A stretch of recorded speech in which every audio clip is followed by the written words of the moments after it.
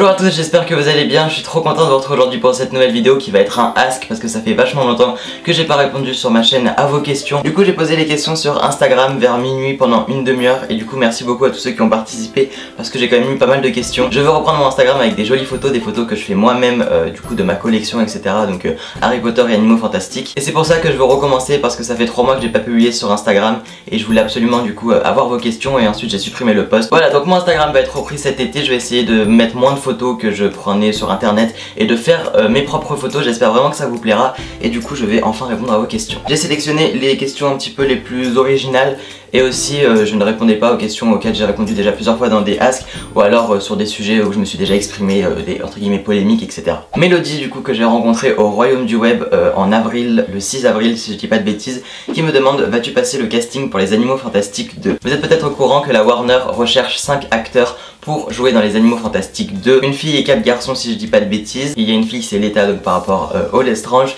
Il y a aussi du coup Grindelwald, Dumbledore, et j'ai participé à ce casting. C'est très simple pour participer, il faut simplement leur envoyer un mail avec une photo, vos coordonnées au cas où vous êtes contacté et pris pour la suite du casting, et si vous correspondez au profil, vous serez pourquoi pas démarché. Alors pourquoi j'ai envoyé ma candidature, sachant que je ne parle pas très bien anglais et que pourquoi je serais pris? Tout simplement pour pas le regretter, parce que c'est juste quelque chose d'extraordinaire et rien que le fait de se dire qu'on a envoyé sa candidature, je trouve ça déjà super chouette. Je n'ai absolument aucun espoir d'être pris, ne vous inquiétez pas, mais je voulais quand même envoyer ma candidature parce que je trouve ça trop chouette et je veux pas passer à côté de ça. Pauline qui me demande: qu'attends-tu le plus dans les nouveaux films des Animaux Fantastiques? Continue, tu fais de super vidéos. Alors ce que j'attends dans les Animaux Fantastiques, enfin surtout les craintes que j'ai, c'est que ce soit un peu redondant entre guillemets au bout du 5e. J'ai hâte de voir comment ils vont pouvoir explorer de nouvelles pistes, j'ai envie de découvrir de nouveaux Animaux Fantastiques, j'ai envie d'avoir la suite du personnage de Gellert Grindelwald. J'ai plein de choses que j'ai envie de voir, j'ai aussi envie de voir évidemment la petite aventure amoureuse de Newt. Donc plein de choses et j'ai hâte, et puis de toute manière si je suis sur le tournage j'aurai toutes les exclus.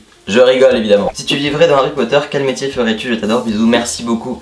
Alors, cette question on me la pose assez souvent et j'ai réfléchi. Et je pense pas qu'un poste au ministère m'intéresserait et je pense pas que ça me plairait. Je pense que ça m'intéresserait peut-être d'être directeur de Poudlard, mais d'être rédacteur dans un journal, dans une gazette, dans la Gazette du Sorcier. Je sais pas trop. Hélène me demande: si tu avais pu choisir de jouer un rôle dans Harry Potter, ça aurait été lequel?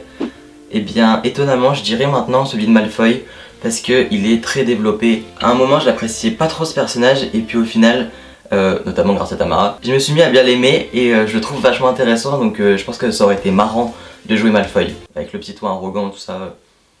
Oups. On ne se lâche jamais d'Harry Potter, mais je me demande quand même si des fois t'as pas envie de faire d'autres vidéos sur d'autres thèmes. Alors ça m'arrive de vouloir parler de séries, d'un petit peu de livres, de découvertes, etc. C'est pour ça que j'ai ouvert une seconde chaîne il y a quelques mois maintenant, sur laquelle je suis un petit peu inactif en ce moment parce que je préfère me consacrer à ma chaîne Harry Potter principalement. Mais dès que j'ai envie de parler un petit peu d'un autre sujet, par exemple j'avais parlé du succès de Netflix avec la série Contre le harcèlement. J'ai aussi fait un unboxing avec des bouquins, des BD, donc si vous voulez voir n'hésitez pas, je vous mets le petit lien juste ici. C'est une chaîne, donc ça s'appelle la chaîne Ben et c'est un petit peu mon univers, ce que j'aime faire en dehors de Harry Potter. Je suis moins présent sur cette autre chaîne parce que je préfère vraiment faire les vidéos Harry Potter et on va pas se mentir, j'ai aussi beaucoup plus de retours sur cette chaîne, donc c'est plus encourageant aussi pour faire des vidéos. Est-ce que si quelqu'un publiait un livre sur la vie de Bellatrix, tu en penserais quoi? C'est pas français. Est-ce que ça t'intéresserait? J'adore tes vidéos, continue, merci beaucoup. Alors si c'est un livre de J.K. Rowling officiel, bien évidemment je serais beaucoup trop content et ce serait juste dingue, enfin j'aimerais énormément apprendre encore de nouvelles choses sur ce personnage, donc bien évidemment que je serais trop content et je l'achèterai tout de suite et j'essaierai de faire un effort pour le lire en anglais avant qu'il soit traduit en français. Quel était ton premier objet Harry Potter à part les livres, les films? PS, je t'adore, continue. Merci beaucoup. Et bien mon premier objet c'était la baguette de Suro, donc que j'ai acheté au studio à Londres. C'était du coup en 2013. Et en mars 2013, j'ai acheté cette toute première baguette et c'est là où j'ai vraiment commencé ma collection Harry Potter. Quel est ton animal fantastique préféré? Je suis totalement fan du Nifleur et du Beau-Truc. Voilà, les deux, je les adore. Qui préfères-tu de Newt Scamander et Harry Potter? Ne change rien, tu es super. Merci beaucoup. Je trouve cette question vachement dure parce que c'est deux choses différentes, je trouve. Je vois vraiment les Animaux Fantastiques avant d'un côté et Harry Potter de l'autre. Je dirais Harry pour l'instant parce qu'on est beaucoup plus attaché à ce personnage, sachant qu'on a vu 7 livres et 8 films sur lui. Après pourquoi pas s'attacher plus tard à Newt. C'est quoi ton Patronus, ton objet HP préféré, ton livre et film HP préféré? As-tu des projets? Tu es mon youtubeur préféré, je t'adore, surtout ne change pas. Merci beaucoup à toi. Donc mon Patronus c'est un épervier, mon objet Harry Potter préféré Je dirais que c'est le déluminateur parce que j'aime beaucoup cet objet et il a vraiment une symbolique très importante par rapport à la personne qui me l'a offert. As-tu des projets? J'en ai 2, 3, 4. Évidemment, vous vous en doutez, je ne peux absolument pas vous en parler, c'est ça le truc délicat. Je peux vous dire qu'il y a un projet, c'est une vidéo, et un autre projet, c'est un événement que j'organise. Après, je ne peux rien dire d'autre. Si tu devais choisir entre rencontrer J.K. Rowling le temps que tu voudras et que plus personne ne puisse la rencontrer après, ou ne pas pouvoir la rencontrer mais que tout le monde puisse la rencontrer après. Je vais être très égoïste, mais évidemment je préfère la rencontrer. Et c'est très compliqué, j'aimerais beaucoup que vous puissiez tous la rencontrer, mais moi aussi je veux la rencontrer absolument. Mon amie Tamara qui me demande, et sinon ça va mieux avec Bellatrix?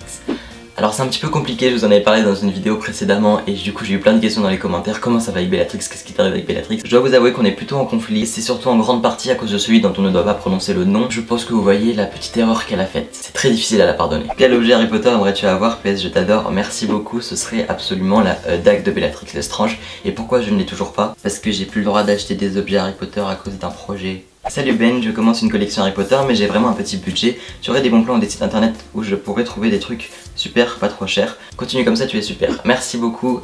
Et oui, j'ai fait une vidéo d'ailleurs que tu peux retrouver juste ici, sur laquelle je donne un petit peu mes bons plans. Et je vais faire une deuxième vidéo, je suis déjà en train de faire des petites trouvailles sur internet pour vous faire une deuxième vidéo bons plans Harry Potter pour ceux qui n'ont pas énormément de budget et qui veulent quand même commencer une collection Harry Potter. En tout cas, je peux largement te conseiller de faire des paper props, de fabriquer toi-même des objets d'Harry Potter, des lettres, des prospectus, des flyers dans Harry Potter. Ça donne vraiment à ta collection un côté authentique. Et enfin, la dernière question de cette FAQ qui aura été un petit peu plus longue que d'habitude je pense. J'ai une question qui n'a pas beaucoup de rapport mais que je me pose depuis longtemps. Où as-tu acheté l'étagère qui est dans ton décor de vidéo? Je la voudrais pour ma collection s'il te plaît. Je ne sais absolument plus où je l'ai acheté et si je le retrouve je te le dirai dans les commentaires. Bah non, vu que j'ai supprimé le post. Mais je suis sûr que tu peux retrouver dans tous les magasins de meubles ce genre de meubles. C'est juste une étagère avec 6 cages. 6 cases. 6 cages, oh là là. Voilà, c'est la fin de cette vidéo. Merci beaucoup de l'avoir regardé. Merci aussi énormément de vos soutiens sous toutes les vidéos. J'ai eu juste un soutien énorme quand je me suis excusé d'avoir fait certaines choses sur YouTube. Et c'est totalement sincère. Donc juste merci énormément. Et on se retrouve très bientôt pour une prochaine vidéo. Merci, merci, merci de me suivre.